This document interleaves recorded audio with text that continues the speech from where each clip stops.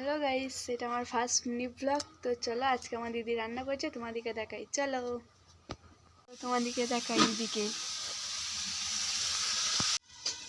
দিদি কি রান্না করছিস? বেগুন আলু খাবি?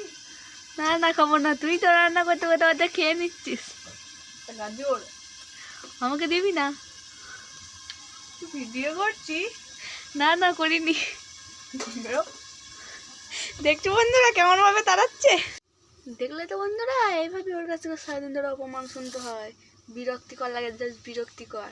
ধরো সব বাদ দাও, দাঁড়াও দেখাচ্ছি, দাঁড়াও কি রান্না করছে।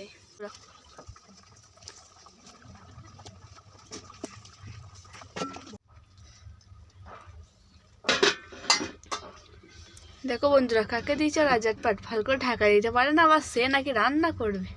বাবা গো, ভাবা যায়। সো গাইস, আজ এতটাই থাক, আবার পরে দেখা হবে। টাটা।